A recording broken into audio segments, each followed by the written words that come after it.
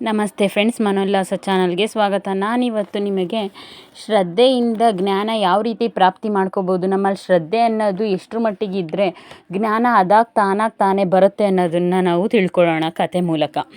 ಗುರುಕುಲಕ್ಕೆ ವಿದ್ಯಾಭ್ಯಾಸಕ್ಕೆಂದು ಬಂದ ಶಿಷ್ಯಂದಿರ ಶ್ರದ್ಧೆಯನ್ನು ಪರೀಕ್ಷಿಸಲು ಗುರುಗಳು ಮನಸ್ಸು ಮಾಡಿದರು. 4 ಶಿಷ್ಯಂದಿರಾದ ಧನಂಜಯ, ವಿಜಯ, ಸುಜಯ ಮತ್ತು ಶ್ರೀಧಾಮರನ್ನು ಕರೆದು, ನೀವೆಲ್ಲ ಈ ದಿನ ಪೂಜೆಗೆ ಬೆಟ್ಟದ ತುದಿಯಲ್ಲಿರುವ ಹೂಗಳನ್ನು ತಂದು ಕೊಡಬೇಕು ಎಂದು ಹೇಳಿದರು. ಶಿಷ್ಯಂದಿರು ಹೂಗಳನ್ನು ತರಲು ಉತ್ಸಾಹದಿಂದಲೇ ಹೋದರು. ಅಷ್ಟೊತ್ತಿಗೆ ಜೋರಾಗಿ ಗಾಳಿಯೊಂದಿಗೆ ಮಳೆ ಸುರಿಯಿತು. ಧನಂಜಯನಿಗೆ ಹೆದರಿಕೆ ಆಯಿತು. ನಾನು ಬರಲ್ಲ ಅಂತ ಹೇಳಿದ. ಉಳಿದ 3 ಛತ್ರಿಯನ್ನು ಹಿಡಿದುಕೊಂಡು ಮುನ್ನಡೆದರು. ಸ್ವಲ್ಪ ದೂರ ಸಾಗಿದ ಮೇಲೆ ಗಾಳಿ ಮಳೆಯೇನೋ ನಿಂತಿತು. ಆದರೆ ಹಾವೊಂದು ಎದುರಾಯಿತು. ವಿಜಯನಿಗೆ ನಡುಕ ಉಂಟಾಯಿತು. ನಾ ಮುಂದೆ ಬರಲ್ಲ ಅಂತ ಹೇಳಿ ಅಲ್ಲೇ ಹತ್ತಿರದಲ್ಲಿದ್ದ ಮರದ ಮೇಲೆ ಹತ್ತಿ ಕುಳಿತ.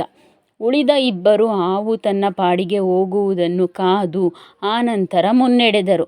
ಆವಾಗ ದೂರದಿಂದ ಕರಡಿಯ ಗುಂಪೊಂದು ಇವರತ್ತ ಧಾವಿಸಿ ಬರುವುದನ್ನು ಕಂಡರು.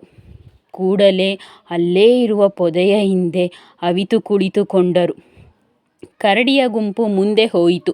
ಇನ್ನು ಮುಂದೆ ಯಾವ ತೊಂದರೆ ಬರುತ್ತದೋ ಏನೋ, ನಾನೂ ಬರಲ್ಲ ಎಂದು ಸುಜಯ ಹಿಂದೆ ಸರಿದ.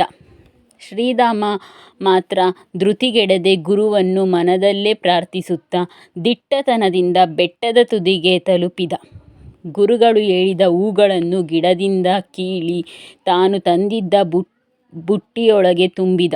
ಈಗಾಗಲೇ ಅರ್ಧ ದಾರಿಯಿಂದ ಮರಳಿ ಬಂದ ಶಿಷ್ಯಂದಿರು ಗುರುಗಳ ಆಶ್ರಮದಲ್ಲಿ ಶ್ರೀಧಾಮನ ಬರುವಿಕೆಗಾಗಿ ಕಾದು ಕುಳಿತಿದ್ದರು. ಅಷ್ಟೊತ್ತಿಗೆ ಶ್ರೀಧಾಮನು ಬಂದು ಹೂವಿರುವ ಬುಟ್ಟಿಗಳನ್ನು ಗುರುಗಳ ಕೈಗೆ ಕೊಟ್ಟ. ಗುರುಗಳು, ನಿನಗೆ ಇವರಿಗೆಲ್ಲ ಎದುರಾದ ಸಂಕಷ್ಟಗಳು ಬರಲಿಲ್ಲವೇ ಎಂದು ಪ್ರಶ್ನಿಸಿದರು. ಗುರುಗಳೇ, ನನಗೂ ಈ ಎಲ್ಲ ಸಂಕಷ್ಟಗಳು ಎದುರಾದವು. ಆದರೂ ಆ ಅಡೆತಡೆಗಳನ್ನು ಮೀರಿ ನನ್ನ ಚಿತ್ತವನ್ನು ಗುರಿಯತ್ತ ಇರಿಸಿದೆ. ಹಾಗಾಗಿ ನೀವು ಹೇಳಿದ ಹಾಗೆ ಪೂಜೆಗೆ ಬೇಕಾದ ಹೂಗಳನ್ನು ತಂದೆ ಎಂದ. ಪ್ರೀತಿಯಿಂದ ಶ್ರೀಧಾಮನ ಬೆನ್ನು ತಟ್ಟಿದ ಗುರುಗಳು ಎಲ್ಲ ಶಿಷ್ಯಂದಿರನ್ನು ಉದ್ದೇಶಿಸಿ ಹೇಳಿದರು. ನಾನು ನಿಮ್ಮ ಕಲಿಕಾಸಕ್ತಿ ಮತ್ತು ಶ್ರದ್ಧೆಯನ್ನು ಪರೀಕ್ಷಿಸಲು ನಿಮಗೊಂದು ಸವಾಲನ್ನು ಕೊಟ್ಟೆ. ಆದರೆ ಶ್ರೀಧಾಮ ಮಾತ್ರ ಈ ಸವಾಲನ್ನು ಎದುರಿಸಿಕೊಂಡು ಬಂದ. ಜ್ಞಾನವೇ ಜೀವನದ ನಿಜವಾದ ಸಂಪತ್ತು. ಜ್ಞಾನದಾಹವನ್ನು ನೀಗಿಸಲು ಅಪರಿಮಿತ ಆಸಕ್ತಿ, ಅಗಾಧವಾದ ಶ್ರದ್ಧೆ ಬೇಕು. ಈಜು ಬಾರದವನಿಗೆ ಈಜು ಬರುತ್ತದೆ ಎಂದು ಪ್ರಮಾಣಪತ್ರ ಕೊಟ್ಟರೆ ಏನು ಪ್ರಯೋಜನ? ಕಲಿತ ವಿದ್ಯೆಯಿಂದ ತನಗೂ ಸಮಾಜಕ್ಕೂ ಪ್ರಯೋಜನವಾಗಬೇಕು.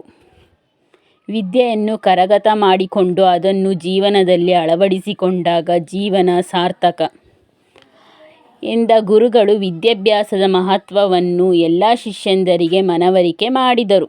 ನಿಜ, ಶ್ರದ್ಧೆಯ ಶಕ್ತಿಯೇ ಬದುಕಿನ ಭರವಸೆ ತುಂಬಬಲ್ಲದು.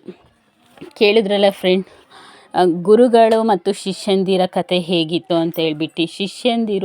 ಶಿಷ್ಯಂದಿರಿಗೆ ಅಂತಲೇ ಗುರುಗಳು ಅವರ ಶ್ರದ್ಧಾ ಆಸಕ್ತಿ ಎಷ್ಟಿದೆ ಅನ್ನೋದಕ್ಕೋಸ್ಕರ ಆ ಸವಾಲನ್ನು ಕೊಟ್ಟಿರ್ತಾರೆ. ಅದರಲ್ಲಿ ಶ್ರೀಧಾಮ ಒಬ್ಬನೇ ತನ್ನ ಆತ್ಮವಿಶ್ವಾಸವನ್ನು ಕಳ್ಕೊಳ್ಳದೆ ತನ್ನ ಶ್ರದ್ಧೆಯನ್ನು ಗಟ್ಟಿಯಾಗಿ ಇಟ್ಕೊಂಡು ತನ್ನ ಚಿತ್ತವನ್ನು ಒಂದೇ ದಿಟ್ಟಿನಲ್ಲಿ ಇಟ್ಕೊಂಡು ನಾನು ಏನಾದರೂ ಮಾಡಿ ಗುರುಗಳು ಹೇಳಿರ್ತಕ್ಕಂಥ ಬೆಟ್ಟದ ಹೂಗಳನ್ನು ನಾನು ತಂದು ಕೊಡಲೇಬೇಕು ಅಂತ ಹೇಳ್ಬಿಟ್ಟು ಅವನು ಬೆಟ್ಟಕ್ಕೆ ಹೋಗಿ ಎಲ್ಲ ಸವಾಲುಗಳನ್ನು ಮೀರಿ ಆ ಹೂಗಳನ್ನು ಕಿತ್ಕೊಂಡು ಬರ್ತಾನೆ.